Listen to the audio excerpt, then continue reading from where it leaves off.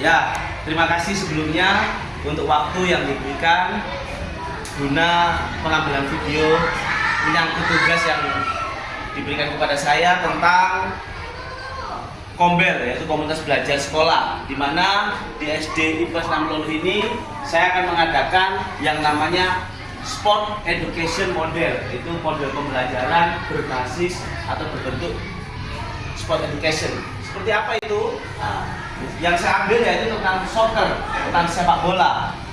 Nah, latar belakang dari program ini yaitu ada namanya suara, pilihan dan kepemilikan peserta didik. Di 3 lawan 3 yang akan dibuat turnamen itu, peserta didik akan memilih timnya, posisinya bagaimana, bahkan strategi permainan mereka sendiri yang menentukan. Kebebasan memilih waktu latihan tambahan, diskusi strategi dan teman setim.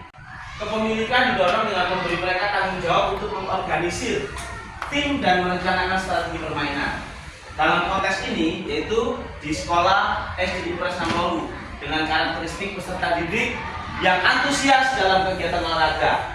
Aset yang kita miliki yaitu lapangan sepak bola yang memadai, keterlibatan aktif guru dan pelatih. Pelatih di sini yaitu guru kelas, bisa saja atau rekan sejawatnya, anak-anak kelas sendiri.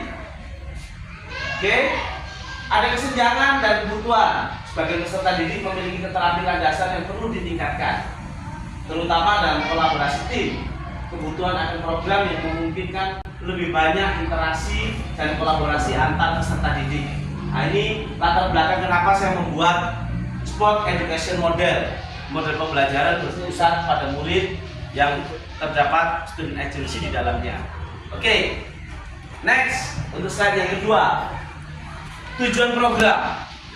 Dalam tujuan program ini yaitu menciptakan pembelajaran PJOK yang interaktif dan berpusat pada peserta didik dengan menekankan pada pengembangan suara, pilihan, dan kepemilikan mereka dalam permainan sepak bola 3 lawan 3 ini.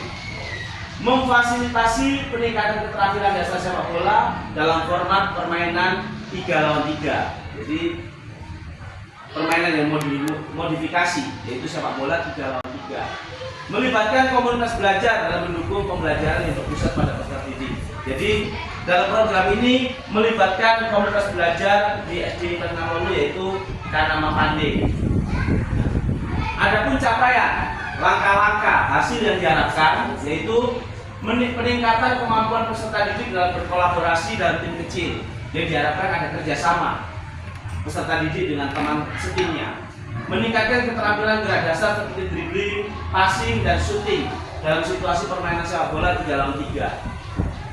Terus ada langkah-langkah aksi. Di situ yang pertama, nanti tanggal 2 September 2024 itu akan saya adakan sosialisasi. Tanggal 4 September pembagian tugas pembentukan tim sepak bola 3 lawan 3. Jadi kesannya begini Bapak Ibu. Sebuah turnamen nanti yang buka itu Pak Wali Kota. Nah, Pak Wali Kotanya siapa? Anak-anak yang berperan sebagai Pak Wali. Terus ada kata sambutan dari ketua panitia. Anak-anak yang jadi ketua panitia itu anak-anak sendiri. Nanti upacara pembukaan ada semacam cheerleader, ada tampilan-tampilan anak-anak juga. Yaitu tim bermain yang catat skor anak-anak. Sebelum pertandingan dimulai ada iklan di Facebook di mana itu anak-anak juga yang memberikan iklan. Selebaran-selebaran anak-anak yang buat. Setelah itu ketika turnamen berlangsung yang menjadi supporter juga anak-anak. Tim bertanding anak-anak. Nah, semuanya anak-anak di situ. Semua murid-murid semua. Nah, ini yang event yang akan kita buat yang melibatkan Kombel dalam pembelajaran Sport Education Model. Jadi langkah-langkah ini, nah nanti tanggal 5 September technical meeting, yaitu anak-anak timnya siapa, ketemu siapa, di dalam timnya itu siapa semua, mereka sendiri yang memilih. Nah, tanggal 25, 26, 27 itu pertandingannya. Kenapa? Karena ini memperingati hari ulang tahun Kota Palu tanggal 28 September. Hasil yang diharapkan, murid mampu mempraktikkan teknik dasar sepak bola dengan benar dan konsisten dalam situasi permainan, dan terdapat peningkatan yang signifikan dalam keterampilan individu dan kemampuan taktis dalam permainan tim. Oke, struktur program dan mitra dalam komunitas belajar. Di sini skala programnya yaitu program co-kurikuler.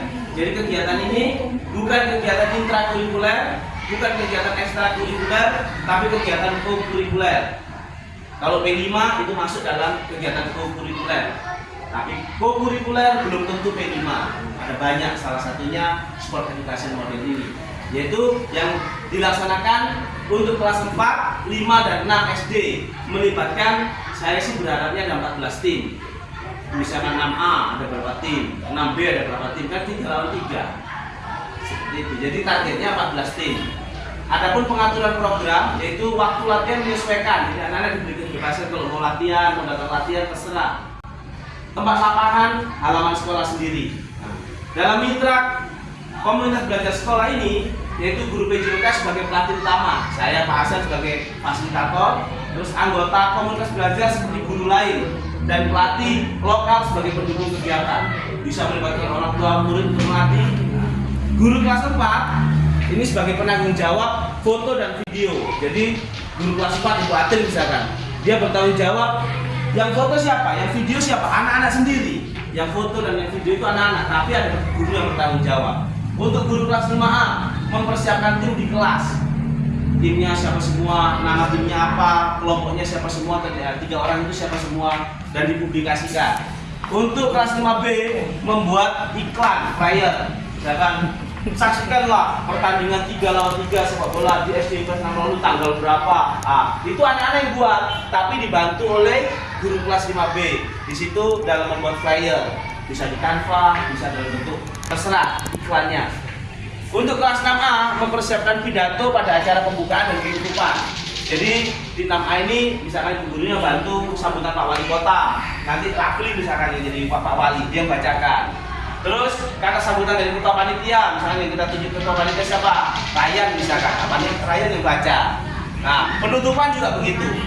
Nah, untuk guru kelas 6B jadi polistime yang mengingatkan tentang waktu yang berjalan supaya waktu tetap efisien, waktu tetap efektif, kegiatan berjalan dengan baik, tidak ada waktu yang tertunda-tunda atau molor. Waktu yang dipergunakan maksimal. Murid-murid pelaksana kegiatan. Nah, jadi murid ini yang akan melaksanakan. Semuanya murid-murid. Supporternya, pemainnya, yang melatih, cheerleadernya, wali kotanya, ketua panitianya, yang mencatat skor, semuanya kita libatkan anak-anak. Nanti guru tinggal memberikan umpan balik. Contoh dalam memberikan umpan balik, contohnya ketika supporter. Nah, kamu tadi mendukung timmu sudah bagus nggak? Cuman ada kata-kata yang rasis yang kau ucapkan. Nah, itu tidak bagus. Seorang supporter tidak boleh mengucapkan kata-kata yang rasis. Harus kata-kata yang semangat. Seperti umpan baliknya. Sumber daya. Di sini ada pernyataan tentang kapasitas yang dimiliki sekolah.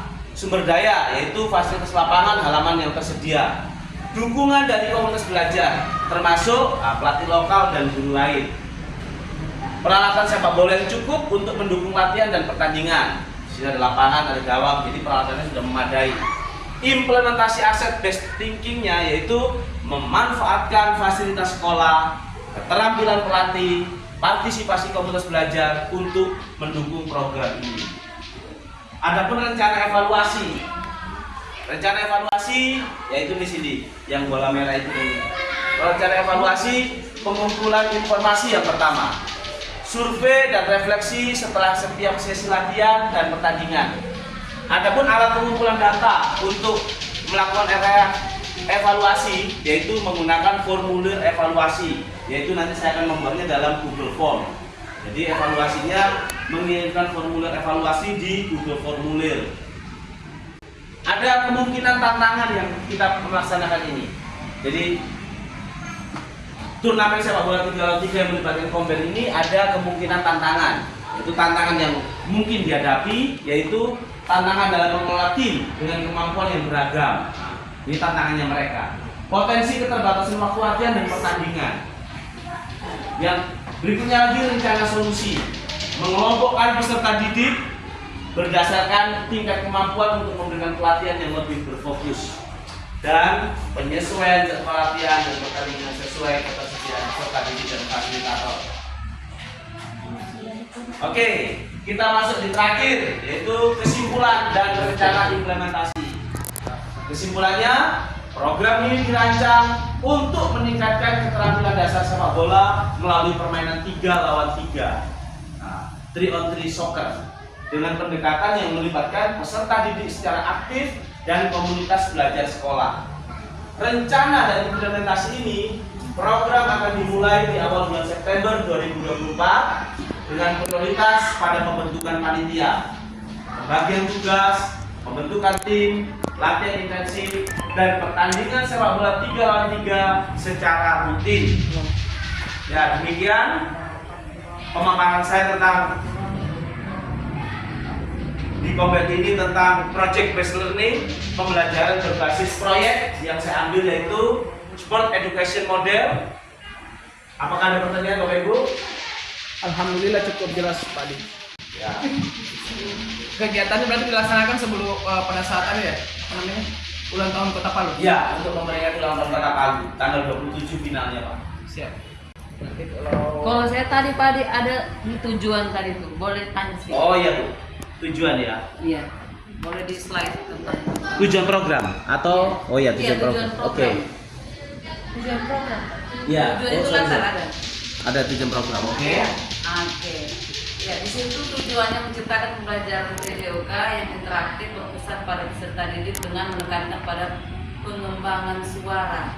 Nah, pengembangan suara, pilihan dan kepemilikan mereka dalam permainan. Ini kalau penekanan dalam pengembangan suara ini seperti apa maksudnya? Nah, begini Bu.